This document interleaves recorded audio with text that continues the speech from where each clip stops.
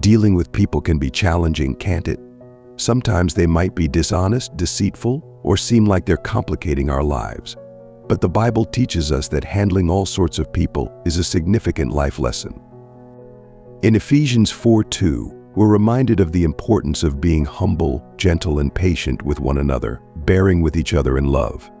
God calls us to interact, understand, and work together with people as part of our Christian journey. So, how do we manage the difficult aspects of human nature without letting them overwhelm us?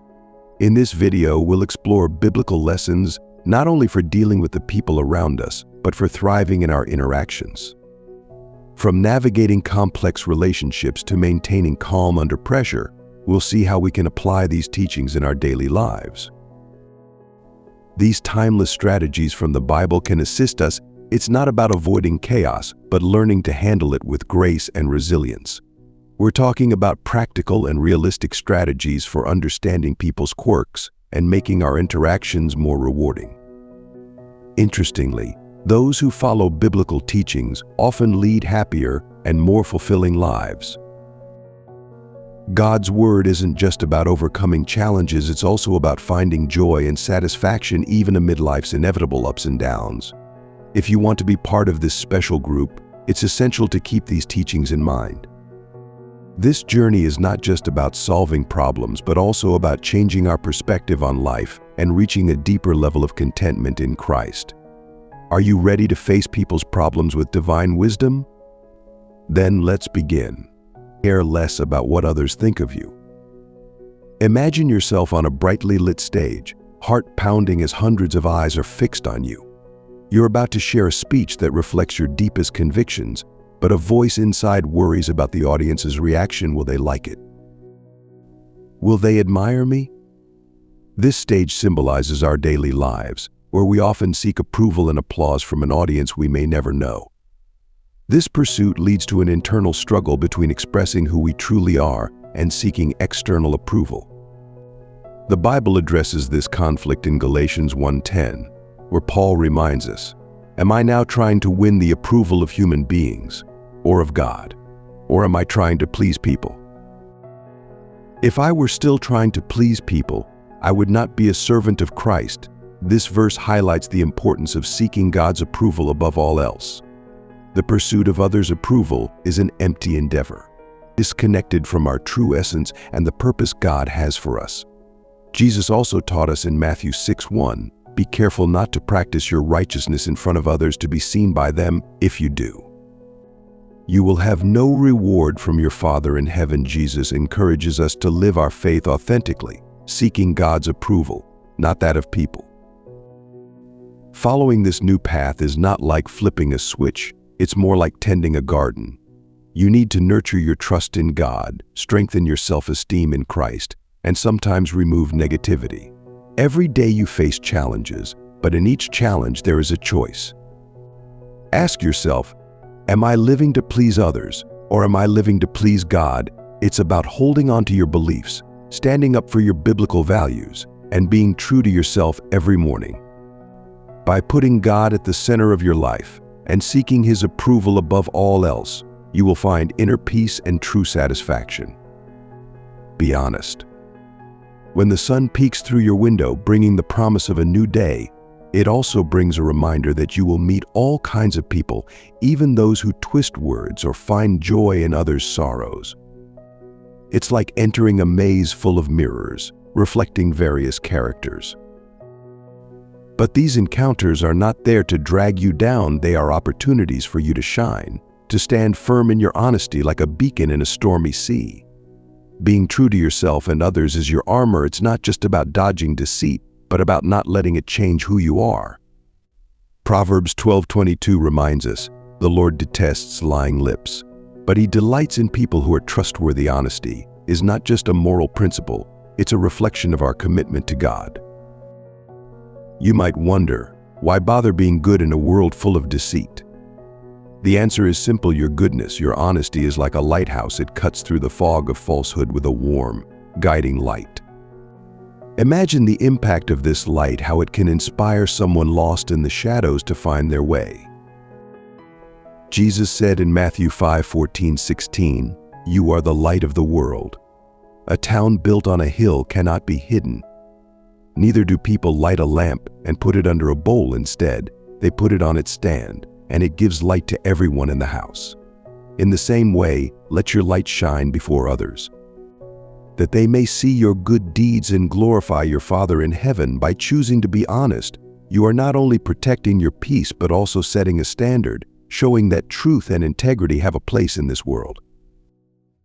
Let's make honesty one of our strategies, not because it's easy, but because it's the right thing to do. This is how we build a life that is not just about surviving the day, but thriving with purpose. Each moment of honesty is a step toward a world where we can look each other in the eye and see not just who we are, but who we can be together. Let's be the architects of this world, one honest word at a time. Don't take things personally. Imagine you're having a tough day. Maybe you spilled coffee on your favorite shirt, missed an important call, or someone said something deeply hurtful. It's natural to feel affected by these moments, to get irritated or upset. But here's a biblical secret: don't take it personally. See, everyone has their own problems, distractions, and yes, bad days. When someone lashes out or makes a mistake, it's often more about them than about you. Remembering this can totally change the situation. Proverbs 19:11 teaches us, "A person's wisdom yields patience. It is to one's glory to overlook an offense." This verse highlights the importance of patience and understanding. Think of a time when you lost your temper or made a mistake. Were you trying to hurt someone? Probably not. You were likely overwhelmed, stressed, or just not thinking straight. We've all been there. By recognizing our own faults, we open the door to empathy. Instead of reacting with frustration or anger when others fail, we can choose understanding. Jesus called us to love one another as He loved us. As stated in John 13:34-35, "A new command I give you, love one another. As I have loved you, so you must love one another. By this, everyone will know that you are my disciples if you love one another." Next time you find yourself on the receiving end of a rude comment or a friend's mistake, stop, breathe, and ask yourself, have I ever been in their place? Probably yes. This change in perspective is not just about giving others a break, but also about enriching your own peace of mind. It helps you stay centered, calm, and most importantly, connected to the people around you. Embracing this biblical strategy is not about ignoring your feelings, but choosing a path of growth and empathy. In Romans 12:18, we are advised, "If it is possible, as far as it depends on you, live at peace with everyone." This is how you become more valued, not just by others, but by yourself, living in peace and love according to Christ's teaching. Cultivate patience. Patience goes beyond just waiting. It is an art, a serene strength that distinguishes us. Every day we are engulfed by chaos, where everyone seems to be in a frantic race, cutting corners, or simply trying to get ahead, often without thinking about the consequences. It's easy to get carried away by this, lose our calm, and forget who we are and what we believe in. But this is where the magic of patience comes into play. By choosing to be patient, we not only react but take control. We observe, understand, and then act according to our core values. We become the calm eye in the center of the storm, where everything else is chaotic and unpredictable. The question is, why does this matter? In a world that values quick fixes, patience sets us apart as a beacon in the darkness. It is a clear sign of our strength, integrity, and most importantly, our understanding that true achievements and significant progress take time. The Bible teaches us this truth in Galatians 5:22-23, "But the fruit of the Spirit is love, joy, peace, forbearance, kindness, goodness, faithfulness, gentleness, and self-control. Against such things there is no law." It's not about letting others walk over us, but about recognizing our own worth and path and having the inner strength to move forward, even when the world around us is chaotic. It's about giving situations and people the necessary time to reveal their true colors, allowing us to make decisions that are right not just in the present moment, but also for the future. How to start? Begin with yourself. The next time you feel under pressure, When someone cuts you off in traffic or a friend is late, take a deep breath.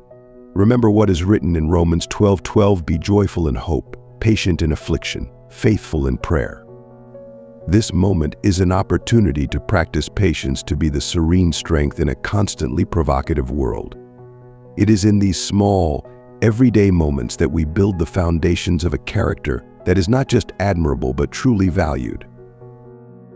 Patience is your secret weapon, your silent strength that speaks about who you are and the incredible impact you can have on the world around you. Let's embrace, master, and show the world the power of being patiently powerful, following Christ's example. Be a role model. Imagine yourself walking down the street, focused on your own tasks, when suddenly you see someone helping an elderly person with their groceries. Without saying a word, this is a powerful example of the core of Christianity: action over words. It's about being that individual who, through simple gestures, sparks a flame in others. It's not about proclaiming your beliefs from the rooftops, but living them so clearly that others cannot help but notice and feel inspired to act similarly. Think of it as a domino effect. Your actions can inspire those around you to spread kindness and wisdom simply by being a living example of the virtues you believe in. In an age flooded with distractions, being this example is more crucial than ever. It's easy to get lost in the tumult, follow the crowd, but imagine the impact of choosing to be a beacon of positivity and strength. In Matthew 5:16, Jesus teaches us, in the same way, let your light shine before others, that they may see your good deeds and glorify your Father in heaven. By embodying Christian principles, you not only improve your own life but also illuminate the path for others. Every choice to remain calm in adversity, to show kindness where others might not, adds value not only to your life but also to the community around you. In 1 Timothy 4:12, Paul exhorts, "Don't let anyone look down on you because you are young, but set an example for the believers in speech, in conduct, in love, in faith, and in purity." Being a role model means living these values daily. What is the first step? Start with small choices. Choose to listen more than speak, show gratitude even for small things, and face challenges with a calm and steady heart. Remember, being a Christian is not about seeking perfection but about progress. Every step toward living your values is a step toward becoming a more valued member of your circle, inspiring others to strive for their best selves too. And in doing so, you will find a deeper happiness, not from external praise, but from observing the positive change you initiated in the world around you. In James 2:18, we are reminded, "But someone will say, 'You have faith, I have deeds. Show me your faith without deeds, and I will show you my faith by my deeds.'" Let's live so that our faith is visible through our actions, inspiring and transforming the lives of those around us. Disregard critics.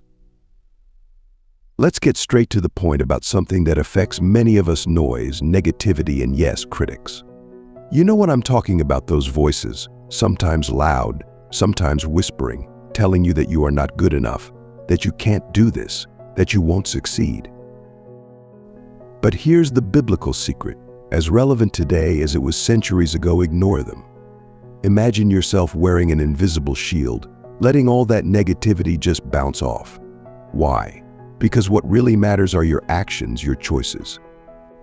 It's like walking your path with headphones on, listening to your favorite music, focused and undisturbed by the chaos around you.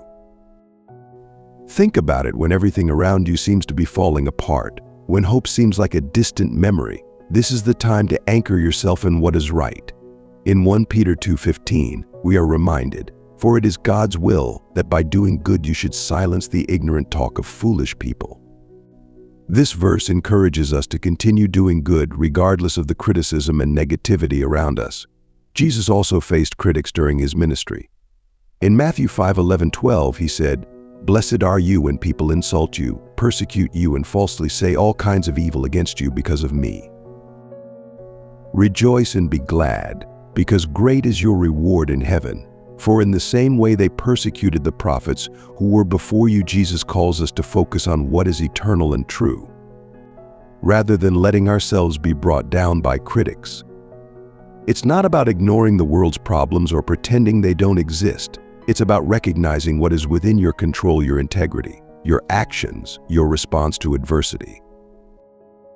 Paul writes in Philippians 4:8, "Finally, brothers and sisters, whatever is true, whatever is noble, whatever is right, whatever is pure, whatever is lovely, whatever is admirable, if anything is excellent or praiseworthy, think about such things." Focusing on what is good and right helps us remain firm and unshakable.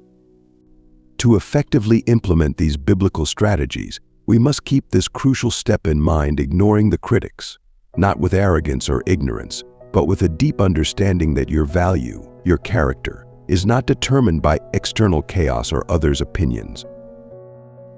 It is determined by your actions, your choices, your commitment to doing what is right, even when it is difficult. This is what it means to live as a Christian in the 21st century, being more valued, not by applause or approval, but by the quality of your character and the actions that speak louder than any words spoken.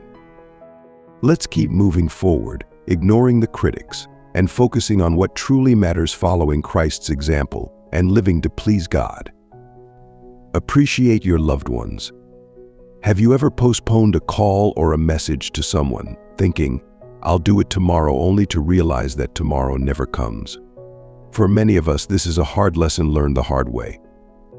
The Bible, a source of wisdom as old as the hills, but as relevant as your latest social media update, teaches us a crucial principle: our life is brief and uncertain. In James 4:14, "Why, you do not even know what will happen tomorrow." What is your life?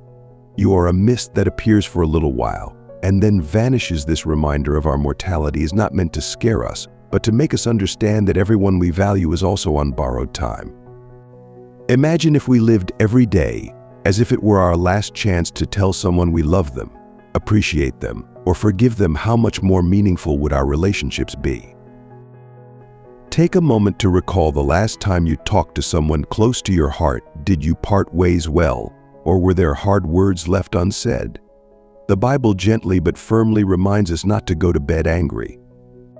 In Ephesians 4:26-27, we are instructed, "In your anger, do not sin. Do not let the sun go down while you are still angry, and do not give the devil a foothold."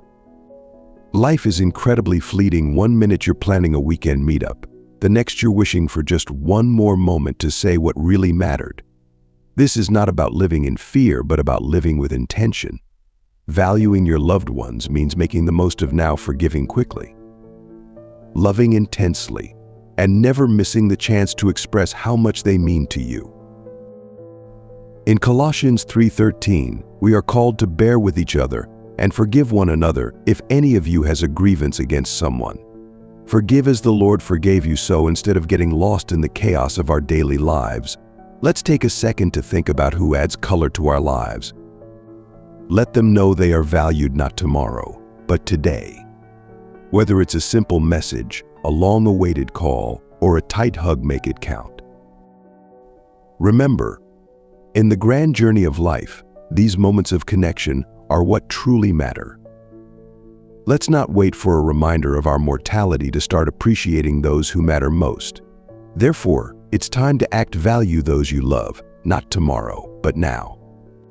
Your participation is crucial to enriching our community and following the path Christ taught us. Let's stay strong and steadfast in love and faith. Thank you so much for your support, and until next time, my friends.